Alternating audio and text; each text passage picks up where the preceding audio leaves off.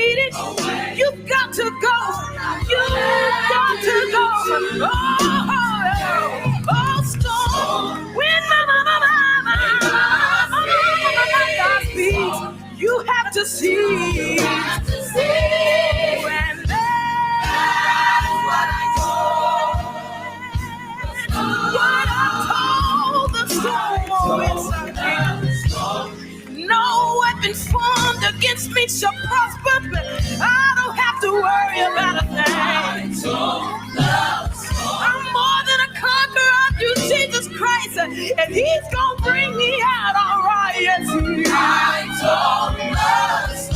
It's amazing grace that's brought me safe thus far, and grace is gonna lead me home. I stood on solid ground and told my storm, and you need to tell your storm today. Oh, wind stop blowing, Lord stop blowing, lightning stop flashing, birds stop crashing, darkness go away, clouds move away. That's what I told. Oh, yeah. God can't make me. No matter how the cares of this world may seem to weigh me down, Lord, He's gonna stand by my side. No matter what. Oh, yeah. God can't make me. Bills can't break me. No matter how hard it's hard, you won't defeat me. You won't defeat me. That's what I know.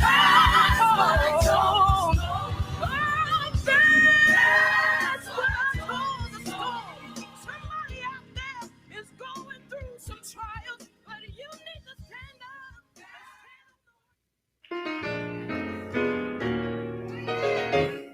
We about ready to go home. Grew up in a good old Baptist church. Oh, Lord. Praise Him.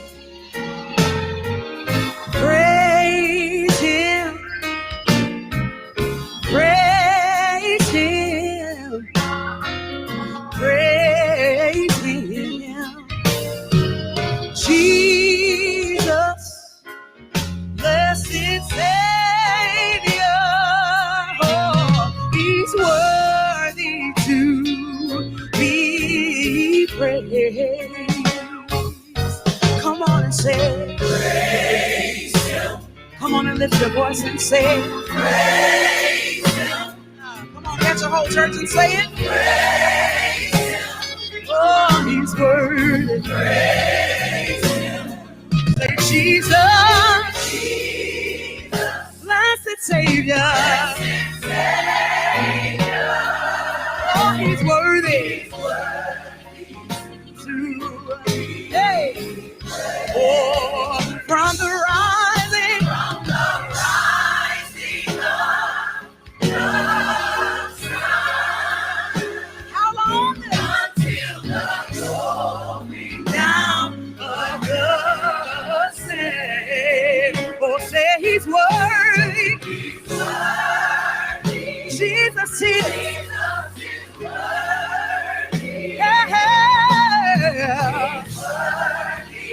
Worthy to be praised. Praise Him.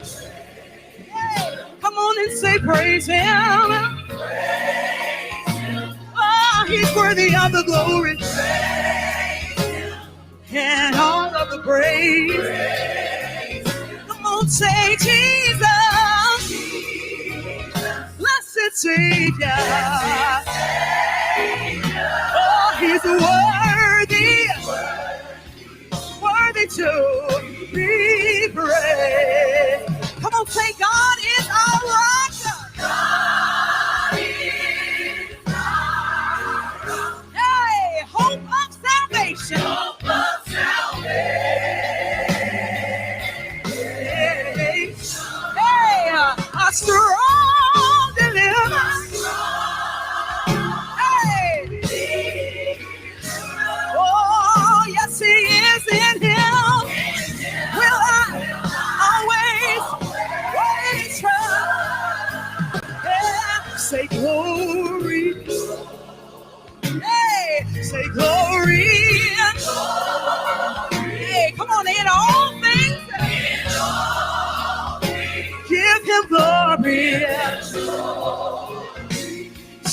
Jesus.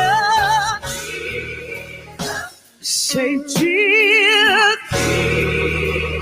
Hey, Jesus. Come on and call his name down. Hey, come on and say Jesus. Mary's baby Jesus. He's my strong tower Jesus. He's my way maker Jesus.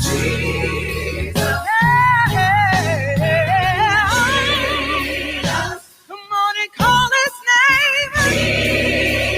I want you to say it too. Come on and help me call him. Can you help me call him? Can somebody call Jesus? Anybody in here knows Jesus? Have you ever tried him? Will he make a way out of no way? He's my friend down to the end. The more I call him, the better I feel. Ain't nobody like Jesus. Nobody can hold me like Jesus. Nobody can rock me like Jesus. Ain't nobody like. Ain't nobody like. Ain't nobody like. Jesus, Jesus, Jesus. The more I call him, I said the more I call him. I said the more I call him. Jesus, Jesus. Let's get Savior. He's worthy. Yes, he is. Yes, he is. To be praised. Hallelujah. Hallelujah. Connecting the community through gospel. The new 107.9 FM, W300EB, Macon, and WDDO 980 AM, Perry, Macon. The views expressed on this program are not necessarily the views of the Glory 980 AM, the Glory Media Group, LLC, WDDO AM, its staff, management, or advertisers, but are the views and opinions of the participants of the broadcast. Mother Georgia, she's back on live, the historic 980 WDDO. All of a sudden, let's go live into the studio with our host, Brenda Sutton. Hey, good afternoon, good evening to everybody. This is not Brenda with a terrible cold. This is Johnny Holingshed, Jr., or alias Deacon Do-Wrong. We would like to ask you right off the top to please send your prayers out to Brenda and her husband, Henry. But they're fine. They're fine. We're hopeful that they're going to be fine, but they had a hiccup along the way. And we want to ask you, please, to send your prayers out to Attorney Henry Williams. And also, Emily is not here, and she's being a good wife as well. And she's with Raymond, and we want you to send your prayers out to Raymond as well. So my two brothers, stand strong. Everything is going to be all right. So once again, good evening and good afternoon to everyone. Hopefully you've had a great, great day. We are here at the All of a Sudden show, and today we're very, very happy indeed and honored to have a person that I truly call my friend and love what he's doing in the community. And I asked him to stop by and to chit chat with us for a moment, because one thing is a constant. There's been a lot of disturbances in the normal way of life here for us in the United States with COVID and now the Delta variant and so many other obstacles that present themselves to us. But there has been a constant, and I'm so proud to say that about my friend.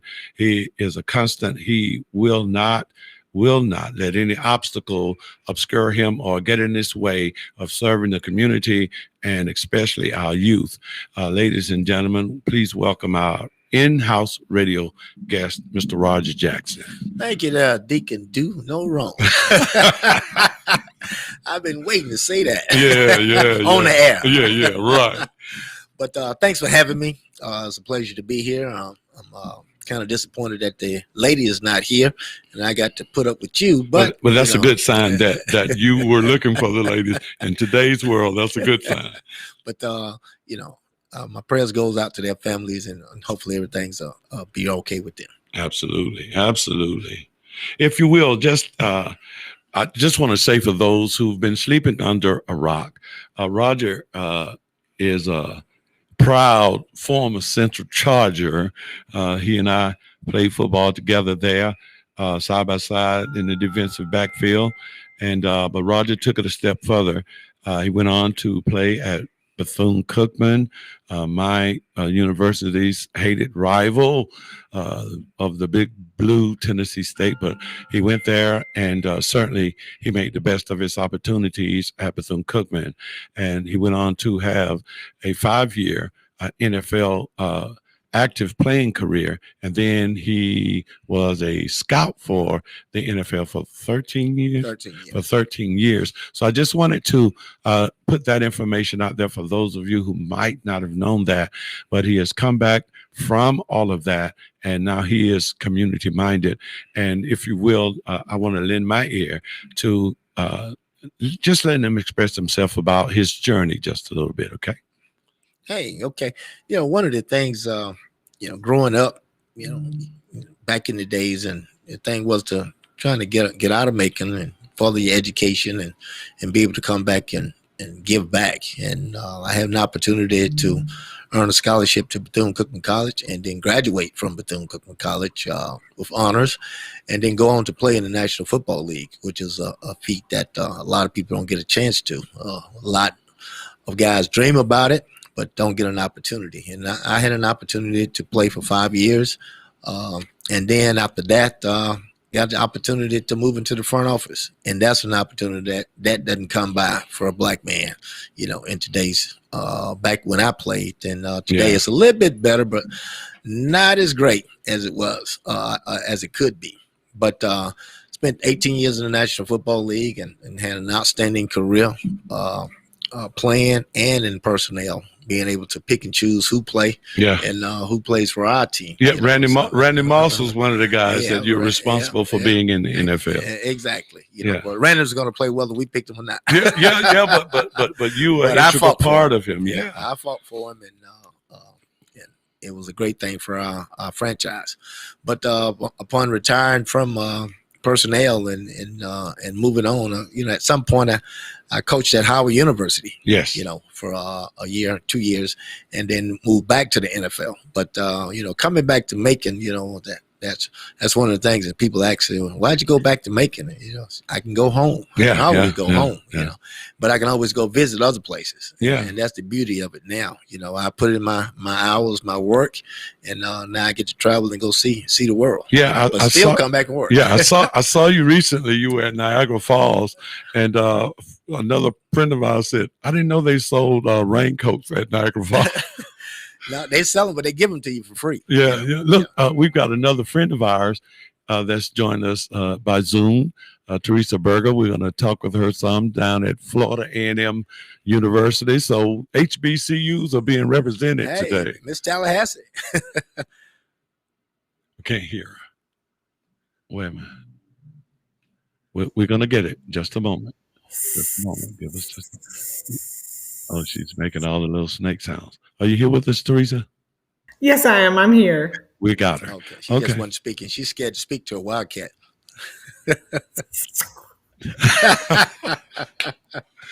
Yeah, ladies and gentlemen, HBCUs are being represented here today. But go ahead, Roger, and if you can, just enlighten some of the people who might be here, or maybe some people just moved to the Macon area and have got kids, or somebody might be seeking a job, and I know that you can help them out with all of those areas. One of the things after retirement, you spend all your life from age 5 all the way up into organized football and organized sports. And then when you get out, it's kind of like, when you retire, what do I do with my life? And I kind of bounced around with ideas, but finally I decided on putting in a youth program here in Macon, and it's called Motivated Youth Foundation, and this is our 14th year. Awesome. Being there, and we haven't missed a beat since we'd opened up, 14 years ago. But the thing about it is, I didn't want to put an athletic program in, or a football program, basketball, none of that. I want to put an educational program in that, we can give back and enlighten our youth on what it takes to succeed in life, and it takes education. It all starts there. Absolutely. And then I started a group about 2 years ago, another program called Adult Readiness, and this was a springboard from What If It Was Your Child, with a group that we started out together, but we didn't end up together. Okay. Everybody with their ways. And so I changed the name to Adult Readiness. And from there, we've able to reach the unemployable, what society has cast aside as undesirable individuals, convicted felons, people that had a life of crime, but just can't find their niche in society. And I reached out to a group, and I've been reaching out ever since, trying to get them employable.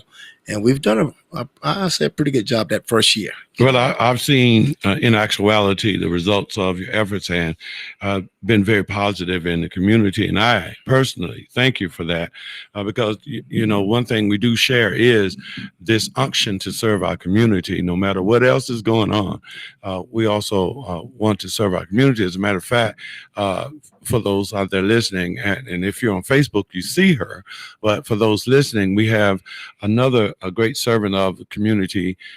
Teresa Berger has joined us on Zoom, and we just did an event down at FAMU University this past weekend that was quite a successful event. If we could just take a moment and let Teresa say hi and introduce herself, and just kind of talk about what we did this past weekend. Hello, everyone. Bring you greetings from Tallahassee, Florida, the highest of 7 hills, the Florida A&M University. I am the Associate and Marketing Director for the Power of Life Foundation, ran by Birmingham Police Officer Executive Director Lane Harper, and Johnny Holingshed sits on our board. We've been traveling the country, Florida, Georgia, and Alabama, giving back wherever we can. We started with face masks, and we end up from coats to boots to back to school giveaways. And this weekend was our second back to school giveaway. We did Macon, Georgia at the Tubman last Saturday before last. This Saturday, we gave away 1,100 backpacks plus food and sanitizer and full cases of water and so much more, T-shirts, socks. It was just more than we could have expected. We were on the south end of town. I'm an alumna of the Florida A&M University. I also worked there for the FAMU FSU College of Engineering. And I wanted to give back from my alma mater, show that FAMU alum, we have love in us for the people as well. The south end of town is one of the poorest ends of town in Tallahassee, and there's a lot of disparities with the COVID vaccine, COVID information, and it's prominent. Our hospitals are full. For us, we think of a way to get people masked up, and the only way we can do that is to add some incentives to it to keep them to come. We gave away all 1,100 backpacks and all of the food. The line was stretched probably close to 3 miles long. It was. Wow. We felt amazing. We had some great partners. Walmart showed up on site with 14 volunteers. Teresa, we cannot say enough about the participation of Walmart. We cannot. And we're going to be here December 4th in Macon, doing some school stuff, some coats for kids and some shoes and that kind of thing. But we're also going to be challenging our Walmarts not let Tallahassee's Walmarts. I mean, the participation, Roger, from the Walmarts and the Nobles there and Florida Blue and the community was just outstanding, because everybody seemed to understand that it was not about a name tag or who was giving. It was about the fact that there was being giving was being done to those that were in need. And that's why I asked you on today, because I know just as Teresa was speaking, and she was eliminating the fact that she was on the south side of town. Roger, you could have put your program anywhere in the city, but you chose to be in an area, a needed area that needed it. And certainly I was there with you from the beginning of the embryonic stages of your program. And I can testify that I have seen and know the results of students that have come through your program, and they're flourishing now. And so I can say that personally. I just want to say this about one thing about Roger. Oftentimes when you're in those kinds of positions, people don't really get to know the person. They sort of kind of go off of what they see the person doing, and they don't really know what goes into making what they see. And I just want to recall just one specific incident. We were at our high school alma mater, and they were going to retire your number that night. And we all came to the game, and we were all waiting. We wanted to, congratulate you and, hit you in the chest and have a little fun with you like we do. And everybody was going, well, where's Roger? Halftime's getting close. Where's Roger? Anybody seen Roger? Holingshed, I know you can call him. Where's Roger? And I was sitting there going, no, see, one of his students was on the homecoming court that was still in high school. And you knowing that they were retiring your number at your alma mater, you chose to go over there with that kid because he didn't have a father and walk with that kid during homecoming. See, that's, to me, what sacrifice is. And I'll never let you forget that meant so much to me. I'll never forget that. And once people knew that that's why you were late to your own to your own number retirement, it changed a lot of minds, because there was some chatter of people who just didn't know. And the arrogance of him not showing up for his own retirement number, all that talk was going on. And I was hearing it, and I'm like, nah, you don't understand. This guy's stepping in for a kid who doesn't have his father, and he's stepping in to be there for that kid. So when that kid walks out, there's that male figure with him. So I told you how heartfelt, impressed I was then, and I still am to this day. Still wear that same feeling. Well, one of the things that goes on in the community, not having enough male figures, and whenever you can step in and be there for that male or that female, and be that father figure, grandfather, uncle, big brother, or whatever, you got to do it. And that young man on that evening, now. He went on to graduate from college, and now he's teaching in our school system to Bibb County. Absolutely. So, I'm very proud of him. He's like my son. He called me Pops. So, it's kind of like we're kind of inseparable, And I've seen him. He's one of the first kids that came into the program. Yeah. And I do look for him to probably take over the program one day. Yeah. But now he's feeling his way. He's a teacher in our school system, and he's doing a great job. He was offered a promotion to move up to the high school, but he told the principal there that, hey, my job hadn't even started and finished at the middle school. So he's going to stay there, and he feels that his work is more needed at the middle school than at the high school. So awesome. Very proud of it. Yeah. So that's why I'm so excited about having the two of you here. I know that Teresa, in her capacity at Florida A&M and FSU, she's revealed to me many times, and I would like for her to share with some adults that might be listening, parents, or if some kids or somebody who's about to go to college, to just give them some insight on some of the programs that are available to them. Sure.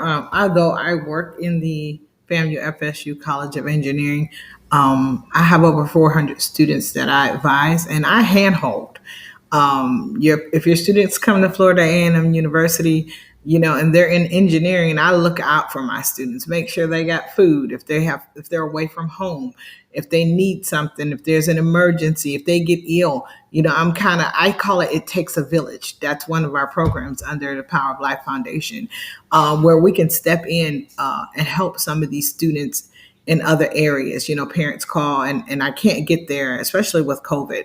And we need help. But yeah, there's so many great programs at FAMU, the College of Engineering, the 5-year Master's in Business Administration. There's a 6-year doctoral in pharmacy and physical therapy. Your kid is 22 years old and they're making over 6 figures when they come out of college. It's a plus to be able to go to a historically Black college or university that offers these programs where they really teach the kids. This is not an easy high school grade curriculum. It is college level, and they go forward. I was blessed to have 2 of my minority students several weeks ago. They're in what's called a living learning community. That means the students of the engineering program all live on the same floor. They live in the same dorm. They eat together. They play together. They study together, and they help each other along. So where one is weak, the other one may be strong, and they get through that together. And 2 of my direct students receive $15,000 scholarships from Apple. And so there's many companies. They come to FAMU.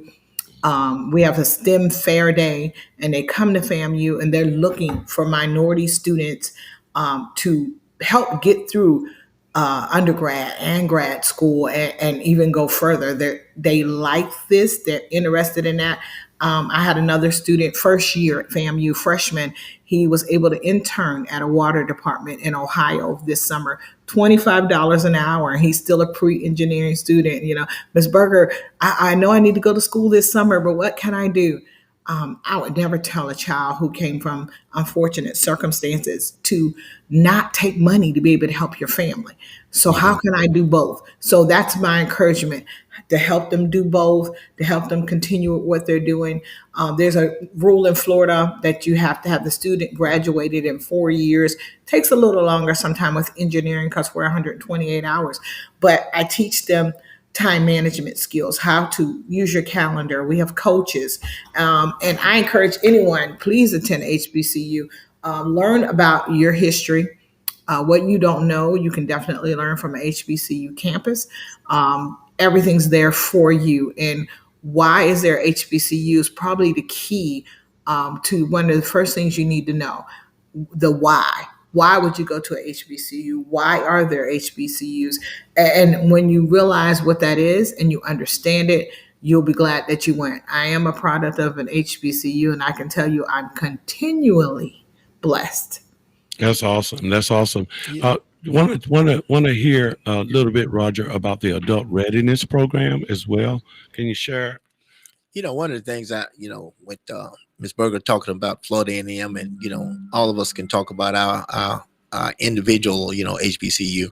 But the thing is that what you get at a HBCU is unbelievable. Mm-hmm. And, the old saying, you got to live it to know it, and the hands-on teaching, the hands-on careness that the individuals on that campus, Miss Berger at all universities, she's all over, and you have those people there that make your kid, your nephew, your niece or whatever feel, right at home and don't want to pack their bags and go back home, because Miss Berger is telling them, what are you going to do when you get there? So you might as well stay here, and you're going to fight this thing out, and you're going to figure it out. So, HBCUs give you a totally different knowledge and willingness to succeed. And these big corporations, they do flock to the HBCUs no matter which one it is. We all say our school is the greatest, but they all are great in their own ways, and corporations are flocking to them to hire our students. But now to the adult readiness. That was born out of the crime that was being committed in our community, 3-4 years ago. and what could we do to bring about a solution. And my solution was, after talking with these young men and young ladies in the community, in the gangs, and going in the cut, going in the trap, and finding out, yeah, that's where you gotta go. What would you do to change your life? What could I give you? What can I offer you? And consensus was, if I can get a good job, and then what's a good job? Well, if I can make me, $10, $15 an hour, and then my things, once we got them into the program, just because you make 10, 15, 20, 30, $40 an hour, if you don't have any benefits, that's not a good job, because when you turn around and you got to pay insurance, and if you got 1 or 2 kids that you got to pay insurance out of your pocket and take care of your significant other insurance also, you don't have anything. So a good job is having benefits, and being able to survive and live beyond working from check to check. And what I did was I went out and I recruited companies, and I asked them, and I sat down at the board meetings and asked them, what would change their way? Would they hire a convicted felon? Would they hire somebody with a misdemeanors on their record? They're undesirable. Because most companies, once they look at your resume or they look at your application, they see that you've been arrested, they throw the application in the trash. But I've been able to convince 41 companies 2 years ago to change their way of hiring. And what they did was, if they came in our program, or a kid graduated from our program, which is a 4 to 5 week program, that they would take that under consideration that, hey, they've been taught soft skills, life skills, career development, not community service, but customer service, that now they know how to act on the job. And a lot of our young people don't know, and adults too, don't know how to act on the job. What an understatement. What's required of you?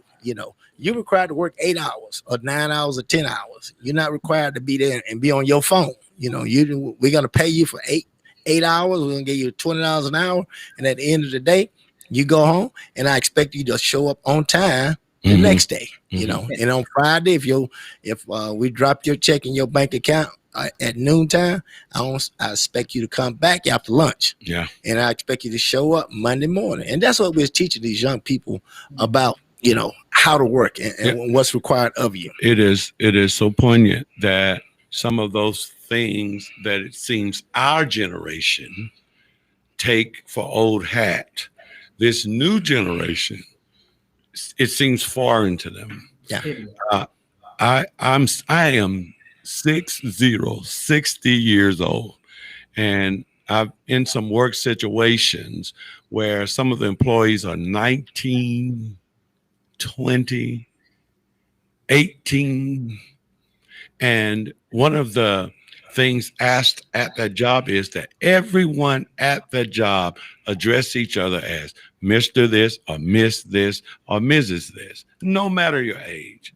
But these young kids will not succumb to it. They feel like it's a challenge to their person, because I can call repeatedly this teenager Miss, Miss, Miss, Miss, and they'll just Holingshed. So I get practice with humility. Let me say that. I think it's the issue now of babies having babies. I was one of those young teen parents, 19, but I was raised differently. So I always knew to respect my elders. If your mom allows you to call her by her first name, or you as a parent do things that are disrespectful that you shouldn't be doing in front of your children, they're not going to respect you off rip. The other thing is, a lot of these kids are so spoiled from TV and visualization that they think that you owe them something. Entitlement. It's entitlement. I'll tell you this, and maybe my dad was a little old fashioned, but nothing good was on TV after 9 o'clock. So he made sure those videos and all that stuff wasn't in our brain. So we felt like we could act like those other kids. No, you can't. This is what goes on at this house. And so, and I raised my kids the same way. My kids did not swear in the house in front of me. There was no drinking and smoking weed and none of that. You were not going to lay in a bed with another person that you weren't married to in my house. those are my house, my rule. And I mean, I'm showing my age on this one, but I am the same exact way with my grandchildren. So, Grandma, can I come stay with you for the summer? Yes, but hey, we have rules. And so there's not that sense of entitlement. It's important if you're instilling great customer service, great financial management skills, and how to act. I mean, we took etiquette classes when we were young to learn how to serve, how to sit, how to walk, how to talk. They don't even teach that anymore. So that's why you got all the bonnets in the Walmart. You have to be presentable wherever you go. And now it's like, I'm just going to come. The way I've seen people come to interviews at this time, I have to pull them to the side. I'm on Zoom right now at the university. If you come on my Zoom meeting without a shirt on, sir, I'm sorry, either we're going to reschedule this meeting or you're going to get up and put on a shirt and be presentable when you come to my Zoom meeting. So they've never had that before. They never had that structure. People just let them get away with everything. And, I'm not going to say anything to that person. Oh, no, Miss Berger's going to say something. I apologize. You're going to be dressed appropriately, ma'am. If you don't mind, come like you're coming to an interview when you come to a meeting with me. I respect you. I'm going to expect you to respect me. And sometimes that's all it takes for some of these kids. For some of them, it's a little too late. But I mean, I'm getting them now, 18 years old in college. And that is the direction that I take with them. If you missed your appointment, you can't come in at someone else's appointment. I apologize. You missed your appointment. You're going to have to schedule for another time. Responsibility and time management. And I do know that as much as you emphasize education, sometimes people think, Roger, with your program, they think it's just the books, but I know that it's more varied than that. Yeah. I've been there when you were doing etiquette classes and those kind of things. If you would just expand on that. Education is a broad topic, you know, and it's not just about books, you know. Education, as Ms. Berger was talking about, you know, education, being on time, you know, I mean, proper etiquette. You know, social skills, you know, soft skills, and then customer service. That's all part of education, you know, and educating our kids. And at some point, they're going to have to go back to that, and they're going to have to get it because they can't function on these jobs without having those basics, you know, of getting along with their coworker. And, you know, we do a thing in our adult readiness. Well, I do it with the kids too, you know. Why are you looking at me? You know, I like your hair.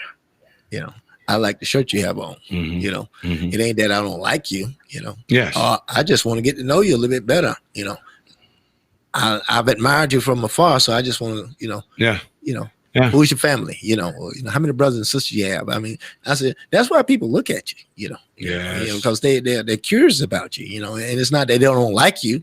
You know, it's just they like something about you. You know, and why can't that be that somebody likes something about you? And so they stare at you and then they just in awe. Well, I just can't ask them a question right now. Yes.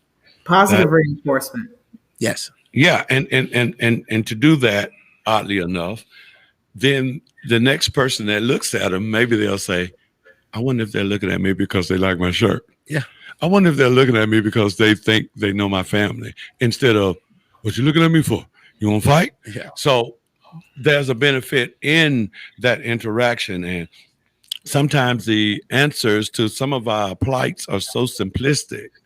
We just need to applicate them. And those are really great things that you mentioned and that Ms. Berger mentioned. And really, they just basic things. Yeah. They just they ain't that we don't pull from space. You know, it's just basic. Yeah, you know? I think we're guilty of assuming that because we were raised that way and it was like normalcy, we assume that everybody else was too.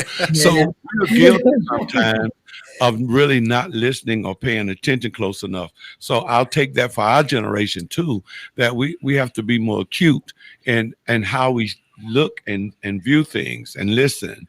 Because sometimes if we really pay attention, we can go, oh, wait a minute. They're not standoffish. They just don't know how to be around other people yet. I got to go the extra mile to make them more comfortable. And so we've got work to do. In other words, that's all I'm saying. It's not just them. It's us too. Oh, yeah. We all in it together, and I was talking to some people this morning, in a breakfast meeting and at lunch too, and they kind of ran over, and we was talking about, things that's going on in society, this is all of us, Yeah. and we got to handle it accordingly. Yes. And we have to address it when we see it, we just can't let it just go by and okay, they'll get it. No, they don't get it because that's why they did it. And we need to correct it, or show some form of correction, as in, ask them, do they understand exactly what they did? Because sometimes they're like, oh, I didn't do that. Yeah. I didn't mean it that way. But So I want to sometimes ask you two guys a question, because I'm one who's just like technology, and I just got rid of my flip phone. So, Thank God. but technology and I have often been in odds about certain things, and I think that the cause and effect of technology has led to a whole lot of discontent within the human race. I think that technology has caused is the reason why a lot of us don't talk to each other. I think technology is the reason why there is a lack of understanding between human beings these days. I think that as many pluses that technology brings, I think that the minus side of that scale is heavy too. And I just wonder what your views are, opposed or for. And do you think the benefits of technology outweigh the sacrifice we've made with humanistic values?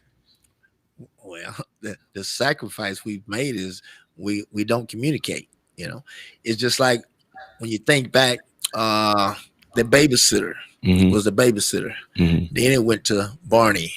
Then it went to SpongeBob, and then the phone came out. And then now that phone, our tablets. Those are the babysitters. The games, the video games, those are the babysitters. Now our young people can't communicate, because if you take that phone away, you got a fight on your hand. You take those video games away, you got a real fight on your hand. If you punish them, and I see parents, they take the phone or they take the games away, but 15 minutes later they give it back to them. Yeah. They're feeling sorry. If it's going to be a punishment, let it be a punishment. But that's been the downfall of I think in part of our society that has hurt us, because our young people can't communicate. It's not like when we was coming up and I'm coming by your house and I'm walking on my bicycle, and then everybody now, it's 4 or 5, 10 of us, we walk into the next neighborhood to go play a pickup game of basketball or football. Now you can't even get a kid to go outside. It's too hard. So what do you think about that, Teresa? Well, I'm a techie. I feel like kids communicate differently, maybe not in our language because of who we are and the way we used to communicate. I'm guilty of it myself.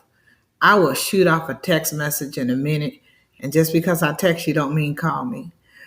Because it's quicker, it's more convenient. At least, I'm thinking about you, because sometimes we get on the phone and I want to say I'm thinking about you, and then it goes to an hour-long conversation, and I found out that technology. Okay. I see Chad Lawson Cooper's popped up here. Hey. Maybe he'll come in online here. Okay, that technology allows me to manage my time better because I have very busy days. So I personally like technology. I even like Zooming better because I Zoom with my family on Sunday evening, and I get to see all my nieces, nephews, grandkids, everybody, and we're all on there laughing and talking at the same time, which would never happen on the phone, and we've never had the opportunity to do that before. So there is some pluses to technology. I still leave it up to the parents. I still make my grandson, we went roller skating. I make them go outside and play, and they want to go play with the other kids, and I still believe in that. You have to limit the time you are playing video games, just like you limit the time that they can watch TV. And who are you in my house going to tell me that you can't go outside? Oh, that's not going to happen. It's not going to be too hot because you're going to enjoy being outside because you're going to go every time you come over here, or you're not going to go. You're not going to come over here. So yeah, I'm a techie. I like technology. I have been away from the home without my phone, and I felt lost in the beginning. But after that, I felt okay. I was like, you know what? It's going to be quiet day. I left that phone at home. It's Hey, going to be. ladies and gentlemen, we have had to join us by Zoom, Dr. Chad Hey, Lawson. Dr. Chad. And Hello, how are you? hey, I'm sitting here, Chad, talking with Roger Jackson, former NFL football player with the Denver Broncos, and Teresa Berger from the Power of Life, and the FAMU University, which you also hail. I hear you're out in Minnesota at Prince's house. Yeah, we just did the tour, and it was kind of cool. So listen, See, it was very inspiring. yeah, I bet you it was. I want to just touch on something. I also know that you were there for Emmett Till's 80th birthday celebration. Absolutely. Can you just share a little bit about that? Well, Alicia and I were asked to come in and sing as musical guests for a night of music with Emmett Till. So it was an honor, very first class event. And Emmett Till is a very special person to me, being that we have a whole movie that's a great deal of it is centered around him. And that movie is Justice on Trial. And as a matter of fact, I spoke with Gina today at the Douglas Theater, and she is certainly welcoming for the screening to be done this year. So you all got to get together and work out the particulars. But just know that whoever's listening now, this is the director and the author of the movie and stage play, Justice on Trial. And most of that movie was shot in Macon, Georgia, correct? Absolutely. And the Big M. Yeah. So we're just proud to know that that movie is going to be screened here in Macon, Georgia, because we were going to be, I am very fortunate and honored to have taken part and be an actor in that movie, but we were going to be in AMC theaters until COVID came. And so now the movie is showing where. How can someone see the movie now? Well, on Amazon Prime, but we're doing a mini tour with the hopes of having it put back in the AMC movie theaters, prayerfully in a few months. So we're doing a collaboration with a whole bunch of good people, and so we're excited about that. And as we're doing a mini tour after COVID, just to see how it will flow.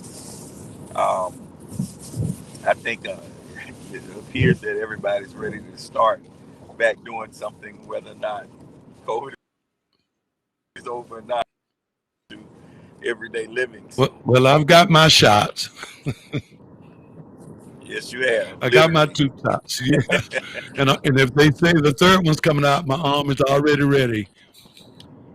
But we're so thankful that you joined us, and I am sure that experience with the Emmett Till Foundation and the family, for those that might have been hiding under a rock, Emmett Till was a 14-year-old boy that was brutally murdered for allegedly looking and whistling at a white woman.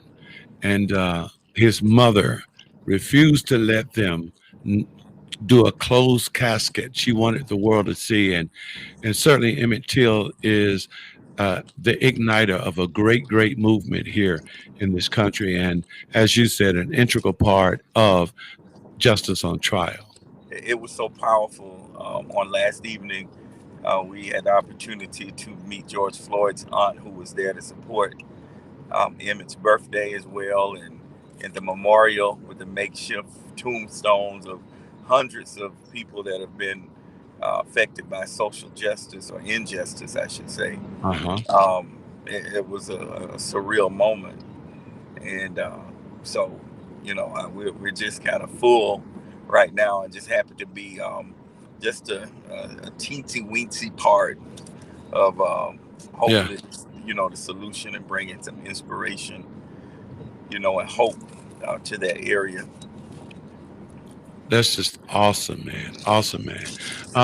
We just, I don't know. I'm just so taken aback because now my brain is going back to the play and going back to when we were so involved with that storyline of Emmett Till and how it happened and how it went about. And then in the movie, the visualizations that you give were outstanding. And I think that's going to bring a new depth of understanding of what actually happened to that guy, and I think it'll bring more care to that situation and trying to find solutions, knowing that the struggle is not over Hmm. and that we still have work to do. That's right. So much work to do, and I'm committed to getting involved, and we had some other social justice pieces that are coming up that we've been working on. A TV series that's going to be like we've not seen before. Okay.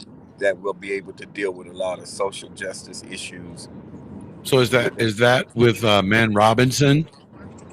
Well, Man will be working with us on this, but I'll give you some of it. It's relatives of George Washington. It's the first wealthiest black family in America. Owned the Arlington Cemetery at one time. Okay.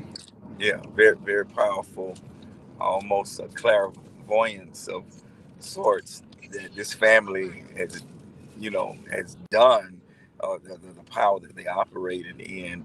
Even in the 1800s, they were walking into the Congress and demanding things. So, between myself, Harry Lennox, and some other, Hollywood producers, we're committed to making this, a powerful piece. And we definitely tying Harriet Tubman into this. Sure. Because she was in Maryland at the time. So Harry Lennox, that's he was in the Avengers, wasn't he? he was the last DC comic. He was a Martian Manhunter. Yeah. For those that might not have just recognized his name right off, he's very prominent actor. In the 5 Heartbeats. I think he and Teresa used to date. I don't know.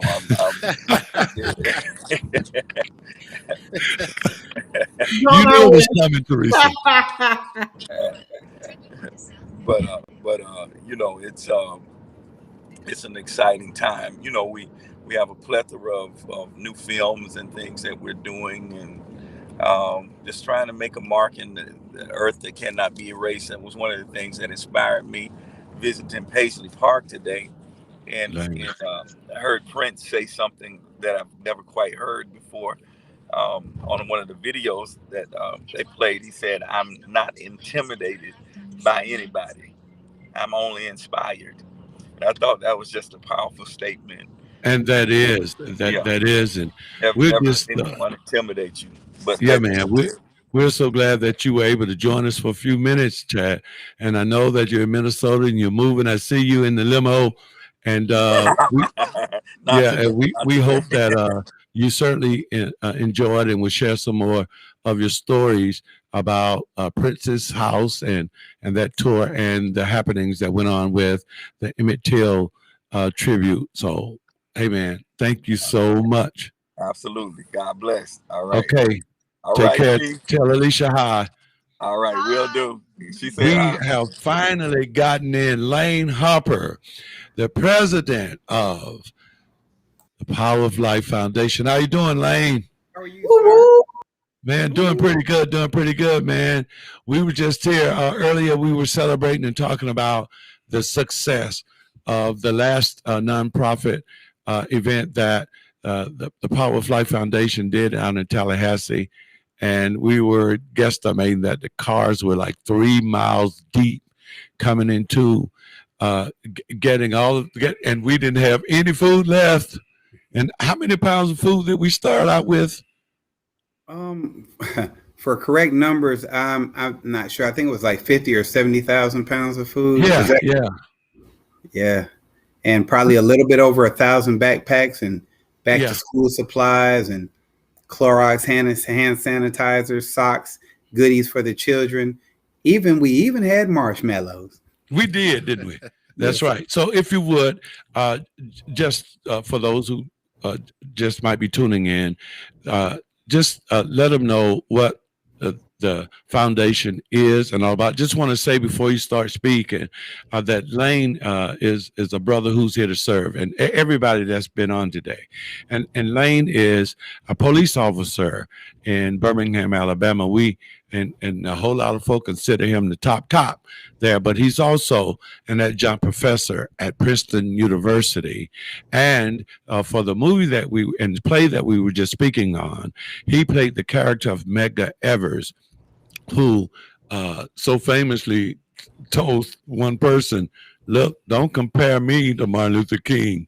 You have to compare Martin Luther King to me," because he came before Martin Luther King.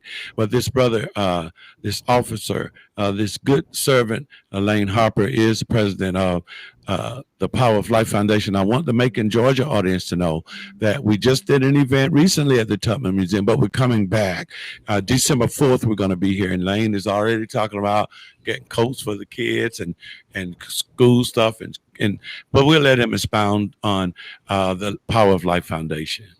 Well, the Power of Life Foundation, what we do is come into communities all over Florida, Alabama, and Georgia, blessing the communities, the underserved population, transients, homeless, veterans, and anybody who needs our help. Right now, we're focusing mainly on people who need help with the COVID. I know COVID is... Excuse me, just a moment, Lane. Yes, sir.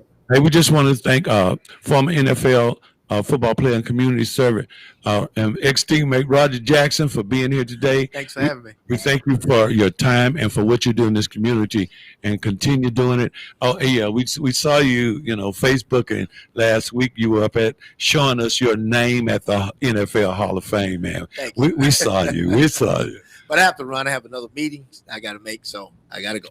All right. But thanks for having me. Roger, we need you to still push up that 225 around 30 times. We know about you. Yeah, I'm going to do some push-aways. Yeah. All right. So, Lane, go ahead, brother. I'm sorry to interrupt you.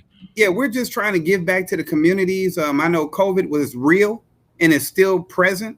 Absolutely. But what we have to understand is that the Delta variant is geared and centered more towards the children. We have an age between, 16 and a little bit lower that have not been vaccinated or had the opportunity where vaccinations have been made for those children. So not only that, we have the Lambda variant that people are not familiar with, but I encourage everyone to do their homework, do a little bit of research, and just know that we're here to cover a face mask, people's faces, one face mask at a time, in all counties and all communities. So when we come back to Macon, December 4th, hopefully that's a big concrete day, we're going to just surprise Macon with a lot of activities at our event, try to give back to the community what they might need. So we'll just get together collectively, Johnny, you being on the board, and Teresa's the marketing coordinator and the director, and she holds everything together. So without her, we might crumble, but we're going to figure out how we can put these cookies together and just see what we can do for the community in Macon. Yeah. And I just want to say, I know that both of you are very humble people, but I just want everybody to know these are not people who put everything together and make all the calls and go to all the meetings and run out and try to get help here with monies or with physical help or with whatever, but they work. You have to ask somebody, well, where is the president of the organization? Where is the director? Where's the co-founder? And because you'll think they'll be somewhere propped up and sitting around, but no, they're out there working. They're out there picking up trash. They're out there giving away water. They're out there giving away food. They're out there unloading trucks. And so this is what makes me so proud to be a part of this organization because I know that they are comfortable with being called servants and they understand the value of being called a servant. And for those who believe like I do, that's what we want to hear in the end, servant well done. And so we're working on that. We're a work in progress and we're trying to build because our objective is to be able to help more and more and more. So December 4th, Macon, Georgia, I want you to be listening out for that. I'm going to repeat that several times, but December 4th, and I was telling them earlier, Lane, that I'm going to do my best here while I'm here before you guys come in. And I know some calls are going to be made and all that, but I don't want Tallahassee's Walmarts to have all the bragging rights. They got them right now. Oh, they've got it, man. They came in because they understood that they were not there just to help the Power of Life Foundation. They were there to help the community. Mm-hmm. And they reached out in a magnanimous way. And so I'm going to be working hard here to see if I can get more participation from our community because literally, I want to ask you this, literally, we have over 1 million masks in storage right now. Yes, sir. 1 million plus. And we want to be able to come to Macon because I see people saying, "Oh, I wish I had a mask," or my string broke on my mask," and then I see the prices in stores that these convenience stores are killing people with, and we're here. We're going to bring them to you. And I just want Lane and Teresa both to just take some time right now, share some time and share some information about how one can become involved with what we're doing and just expound on your feelings about being of service. Let me just say this. The Power of Life, we're a 501(c), and we pay for things out of our pocket. Mm-hmm. But we pay for things because we're blessing the community. Sometimes you have to lose something. You have to fall back to fall forward. So sometimes we have to fall back because it's bigger than us. But we have to understand, you all, that the truck doesn't move without gas. Right. And if we can just have some donations, some funding, some assistance, $1 would do. Just anything that can help us keep this truck rolling because we're blessing people all over the world. And I'll let Teresa speak about how you can see what we've done, where you can access us. But you all, this is bigger than us. It's bigger than the Power of Life. It's bigger than Walmart. It's bigger than all of our sponsors. And collectively, if we continue to work together, we can continue to bless so many people who are less fortunate. Absolutely. And people who are fortunate who just may not have the means to get the things that they want that we're able to provide. So, Teresa, do your thing. Hi, yes, and we can be found on the web, thepoweroflifefoundation.com. If you want to see if we're coming to your city, you can look up upcoming events. Right now, we are licensed as a nonprofit in the states of Georgia, Florida, and Alabama, and we are helping people in all 3 states. We want to come help wherever we can. We are cognizant of those variants right now, and we know people need masks, and we don't charge for masks, but for us to come and cover your community, there's expenses like insurance or to play law enforcement for one of our events to control the traffic, and we take donations. They are tax deductible. We're looking for more grant opportunities so we can continue our work across the country. We appreciate, even in Macon, I want to say thank you to the Tubman and Atrium Health and to Mike Costello Law Firm who came through for us in Macon. I wish there were many, many, many, many more. So we want to have large holiday events and bless the communities there. And we need your support. You follow us on social media anywhere, Lane Harper's Power of Life Foundation. We're on Facebook, Twitter, Instagram, TikTok, and YouTube.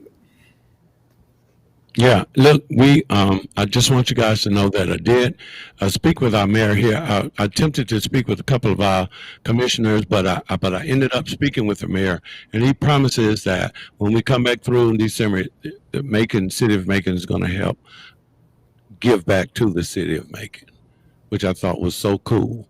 And I'm going to hold him to it. And we're just going to be doing what we can in preparation for that event. I know that we're going to be in Birmingham this weekend. Legion Field. Yes, sir. We're going to be at Legion Field on Sunday, this Sunday, August 1st, from 10 o'clock to 1 o'clock. And we'll be giving away approximately 1,500 backpacks, school supplies, Clorox, water, anything that you can possibly imagine except clothing. We even have socks to give away for the children. Awesome. And we have some goodies and some surprises. Oh, yeah. Those out the bag right now. Sounds So awesome. just be there. The first 250 people will receive those goodies and surprises. That sounds great. Mm-hmm. So listen, this is it's been a very special show because it's been all about giving back. The entire time we're talking about giving back. We're talking about love. We're talking about peace. We're talking about togetherness. We're talking about enhancing one another. We're talking about building each other up. And I think that's the place, I believe in my heart, that's the place that we ought to be. We ought to be about love. We ought to be about building each other up. Just to see the joy in the faces that we've been serving is certainly heart fulfilling. And just want to say, Lane, Teresa, thank you. Thank you. Like the country folks say, thank you. Thank you. Yeah, for all that you're doing and for all that I know that you plan on doing and that you're actively doing now. So we just want to say thank you so much. We want to give a big shout out to our sponsor, attorney Henry E. Williams, and we're praying for you, brother, for your full healing. So when I see you again, I want you to be 110%. All right. And the same goes for Emily Amos and Raymond. My brother, we want you to feel better. I'm sure you will. And we want to just give a big shout out to another big giver that I'm associated with here, Anderson's Diner and Granny's Country Kitchen. Been giving back to the community. And remember, Granny's is open from Tuesday to Sunday from 11 a.m. to 7. And Anderson's Diner is open every day. So once again, we are so very happy and humbled to have been sitting in this chair today, and so blessed to be here with Lane Harper and Teresa Berger. We'll see you next week. All of a Sudden Show.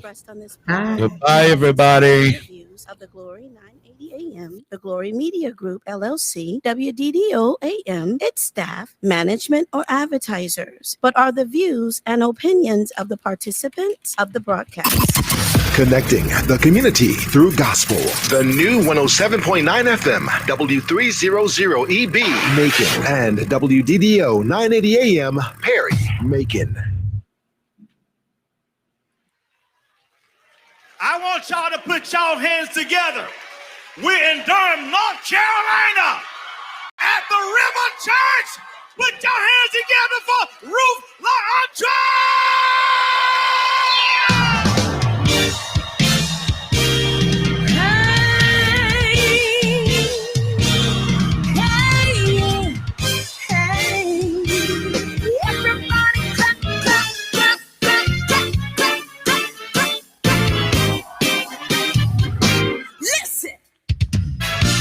I look around, what I see is scary. The world is upside down, all love and mixed me up. I only smile when I remember that I got you. Today they're hating me, tomorrow I'm the favorite. Money's running me, it seems so hard to make it. The only reason I keep going is 'cause I got you. My hope is in you. You're my reason. My hope is in you. Every day I'm seeing that you will never change on me. I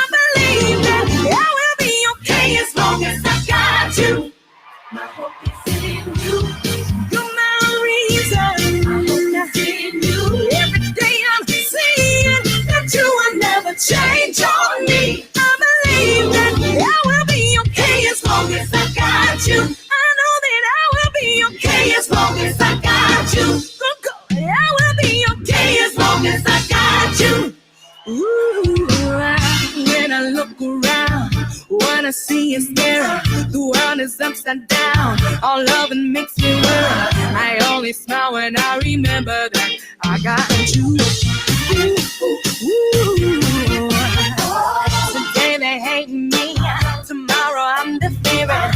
Money's funny.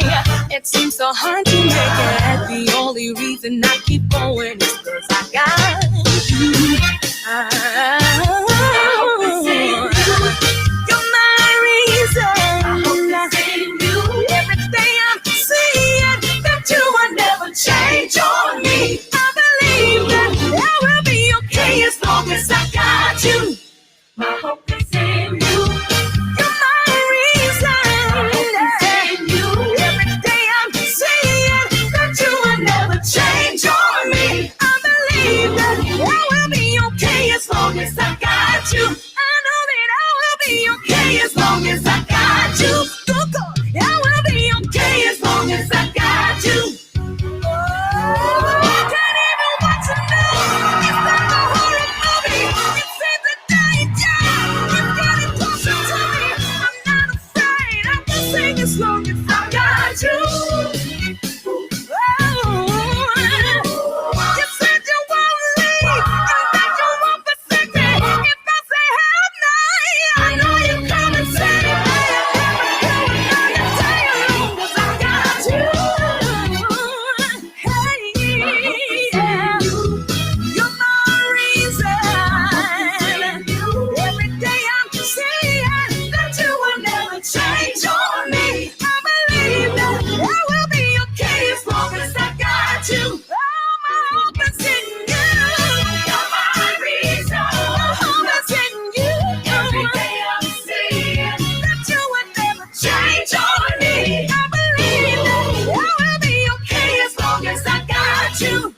My hope is in you.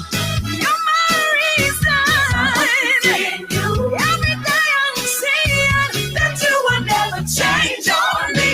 I believe that I will be okay as long as I got you. My hope is in you. You're my reason. My hope is in you. Every day I'm seeing that you will never change on me. Oh, that you will never change on me.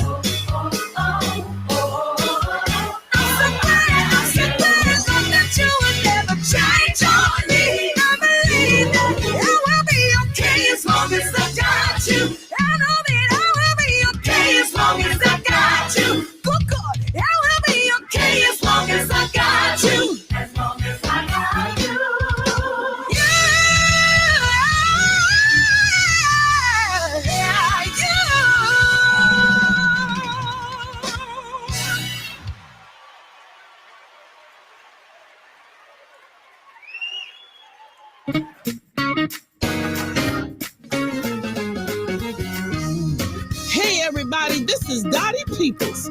When I was hit by a tractor trailer on 285, I immediately called 1-800-INJURED, the Bethune Law Firm.